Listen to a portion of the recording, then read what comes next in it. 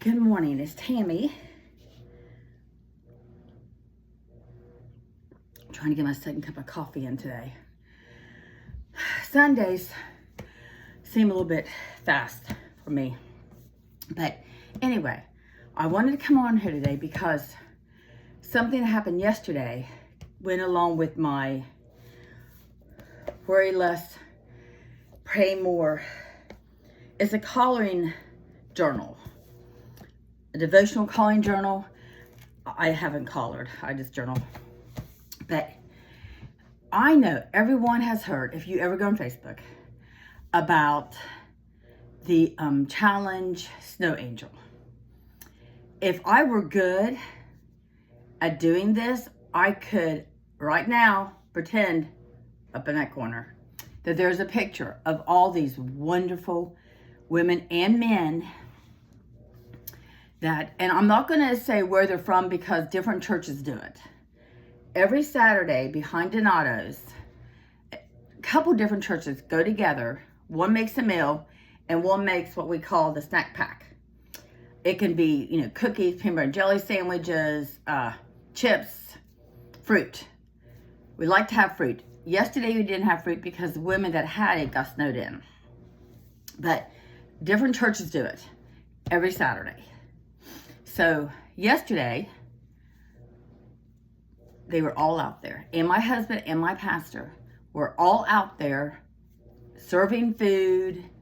There's a woman to the right of us. I'm not sure what church she's from, but she gives away food, or not food. She gives away clothes and shoes and coats and gloves. And so we were all out there yesterday.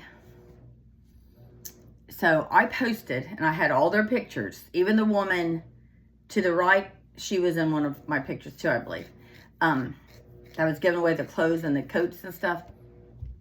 And I wrote, this is my version of snow angels. These people did not care about their comfort. They did not care that I looked like a construction worker. I had this big yellow neon coat on. It was crazy. And, everybody had on scarves and their hats and their gloves and all the things. No one cared about their comfort or if they were cold. But they were out there yesterday feeding people. And to me, they were the real snow angels, which I'm not putting down that challenge. My granddaughter did it. It's cute. I'm not saying that. I'm just saying those are real snow angels. And that's what I posted yesterday. So this was my devotion today. Philippians 4:8. Keep your thoughts on whatever is right or deserves praise. Things that are true, honorable, fair, pure, acceptable, and commendable. It's easy to get caught up in the bad news that surrounds us. We have the floods in North Carolina, the fires in California, and rumors of war, school shootings, child and spouse abuse, drug addiction, crime, terrorism, and political strife, to name just a few.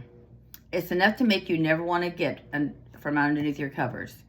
Either that or you'll find yourself forever fretting about people and situations over which you have no or little control. Yet, you can't help but be concerned. So take those news items to God.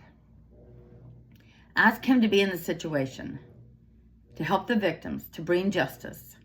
Then leave it all in His hands, knowing He can handle anything and everything. Then look for some good news stories. They are out there, but they get hidden because this world doesn't want us to know the good news stories. Yesterday or any Saturday, you never see the news out there. With all the snow, with frigid temperatures, you never see them out there recording what good is being done. But if there was a fight or something awful that happens, that they'll record.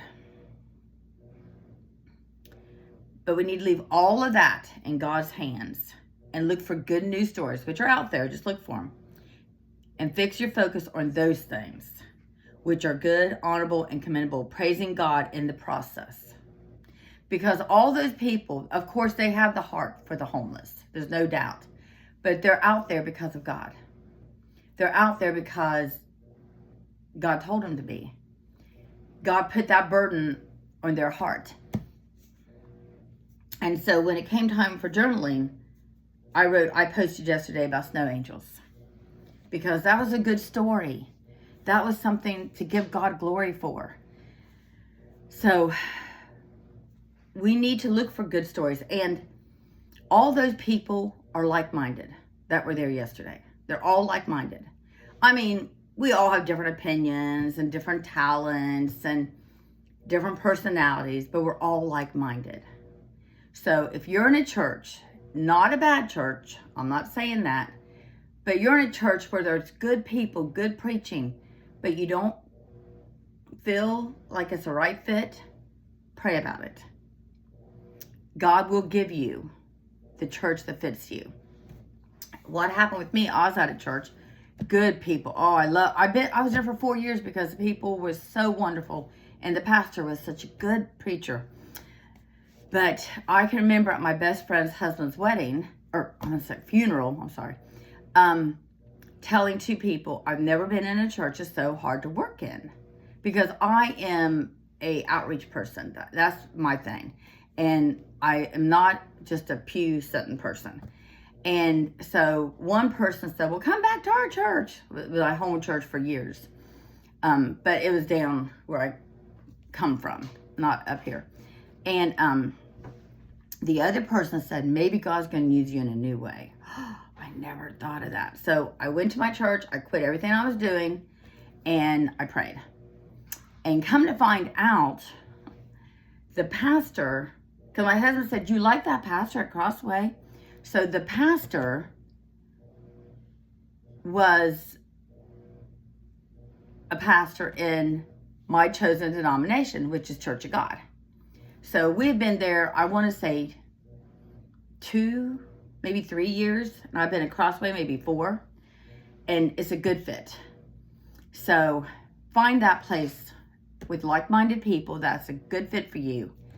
And if you can't find any good stories, if you can't find any good news, make it up. And I don't mean pretend make up. I mean, you be the good news. You be the good story.